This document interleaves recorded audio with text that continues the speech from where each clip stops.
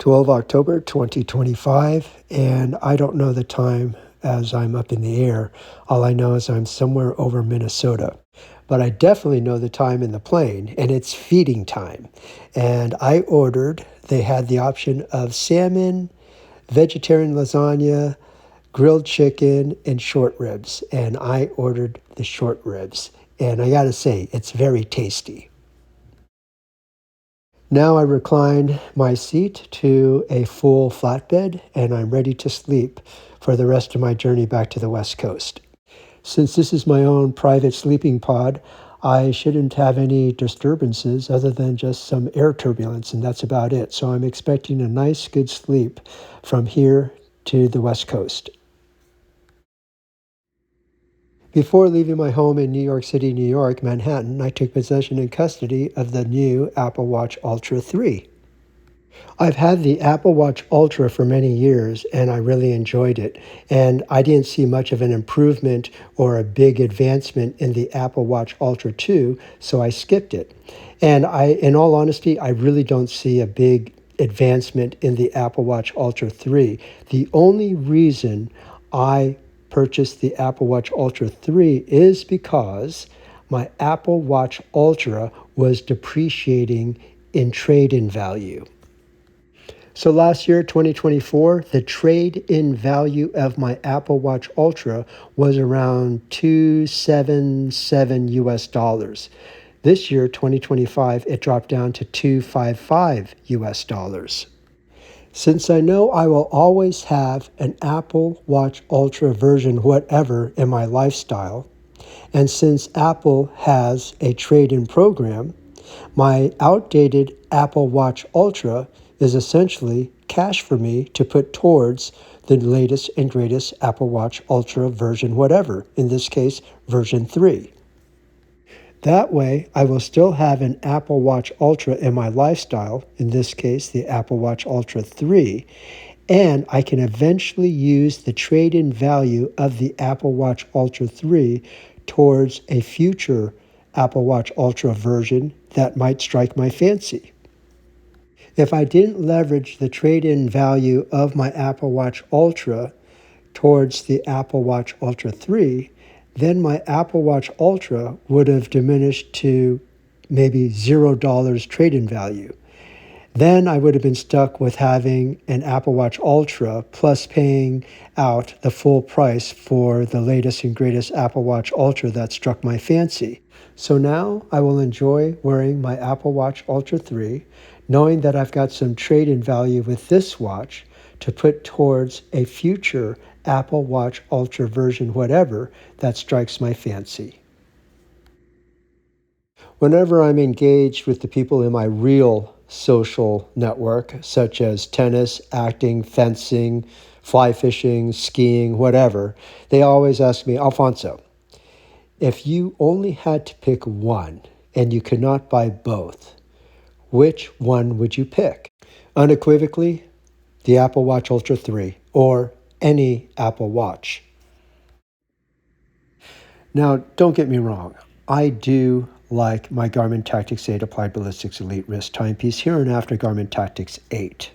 But I'm not the type of athlete that is working out 90% or more in a remote area. 90% of my workout time and social activities are done in the city, like the borough, Manhattan, New York City, Beverly Hills, California, Los Angeles, California areas, and San Francisco, California.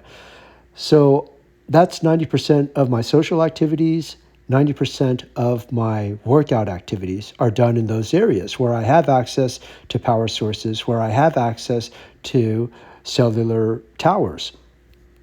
When I'm engaged in the 10% of my lifestyle where I am in a remote area doing cross-training for my tennis, such as up in the mountains, or doing social activities like fly fishing, snow skiing, snowboarding, or hiking, or doing cross-country running or anything like that, the Garmin Tactix 8 really shines.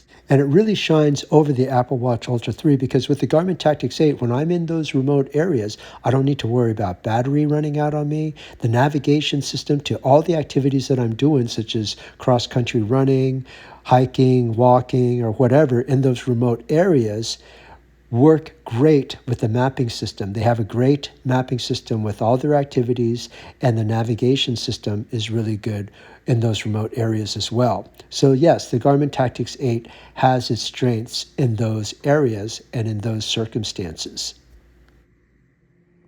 As I mentioned, 90% of my lifestyle is in a city. And when I'm in a city, I don't need to bring my Apple iPhone 13 Pro with me when I'm wearing my Apple Watch Ultra 3.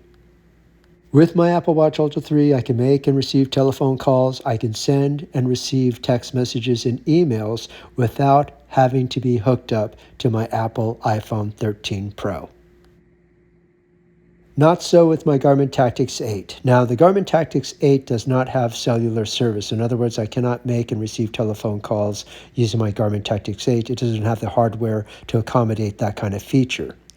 But it does have the ability to send and receive text messages and emails only when connected to my Apple iPhone 13 Pro. So in other words, with my Garmin Tactix 8, I have to always carry my Apple iPhone 13 Pro. Now, there are 3 instances where I do need my Apple iPhone 13 Pro with my Apple Watch Ultra 3. One is if I want to catch a Waymo or a Lyft. 2, if I want to take pictures or do video recording. And 3, if I just want to have a bigger screen to read and send and receive text messages and emails. The other nice thing about the Apple Watch Ultra 3 and Apple Watches in general is that it is super user-friendly and it has a great ecosystem. With the Garmin Tactix 8, my Garmin Tactix 8 crashes on me at least once or twice a day. And for a $1,700 wrist timepiece, to me that's pretty unacceptable. And even more unacceptable is a $1,700 wrist timepiece that has a mapping system that's not able to navigate to a specific address in a city. Here's an example. I am at 6 Platt Street. Platt Street is one of the oldest streets in New York City, New York, Manhattan. As you can see, I have clear, open sky amongst the New York City skyscrapers. I activate my Garmin Tactix 8 GPS system to make sure that the Garmin Tactix 8 can locate me in front of 6 Platt Street, and it finds me. Once again, here's my physical location, and once again, I have clear skies and the satellites are locked onto me. Now I go to the Garmin Tactix 8 mapping feature, and I then click on the maps, and I get further confirmation that the mapping system has located my present location in front of 6 Platt Street. Now I get to the navigation feature of the mapping system, and I see the navigate button, which is located at the 12 o'clock position. I click on the navigate button, rather I touch the navigate button, and it provides me a keyboard to search for a particular address that I want to navigate to. I type 6 Platt Street, located here in New York City, New York. Garmin Tactix 8 searches.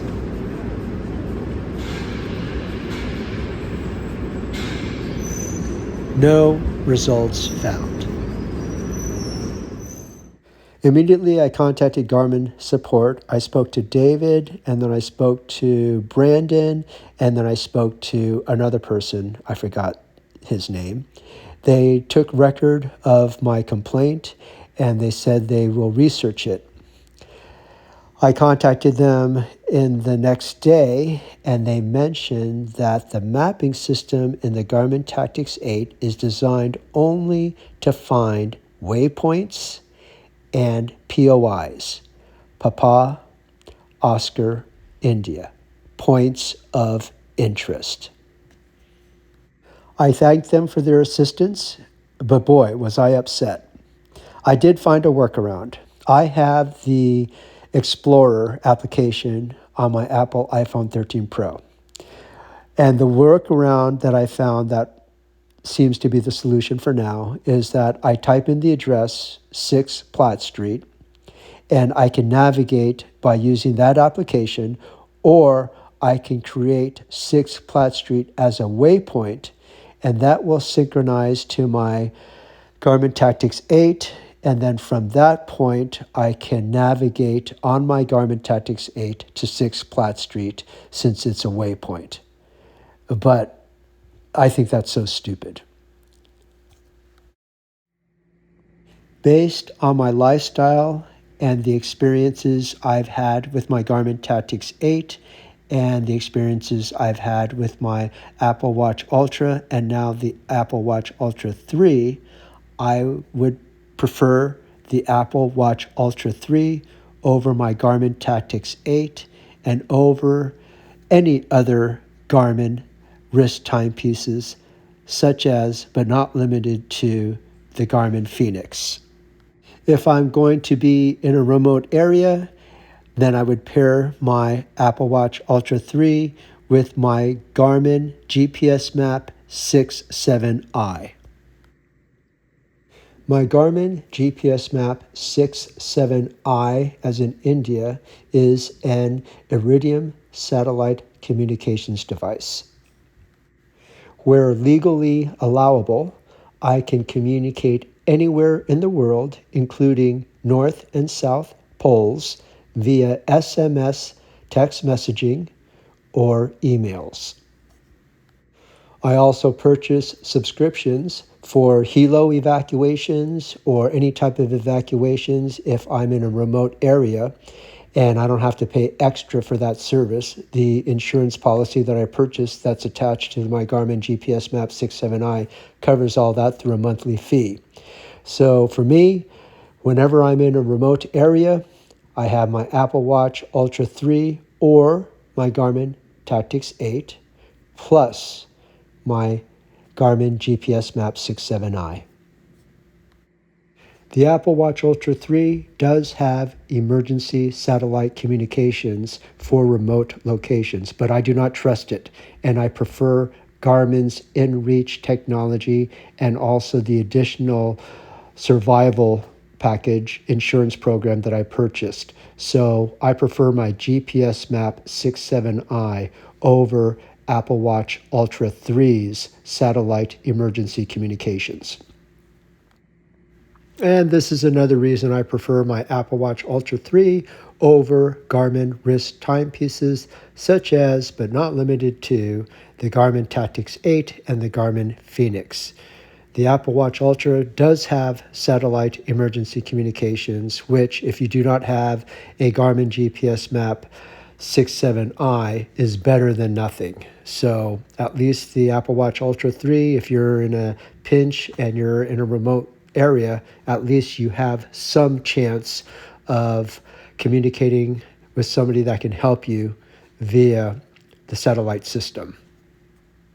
Oh, and at least you can type in a specific address in a city with the Apple Watch Ultra 3 or any Apple Watch and navigate to that specific address in the city, unlike my Garmin Tactix 8, which is another reason I prefer my Apple Watch Ultra 3 over my Garmin Tactix 8.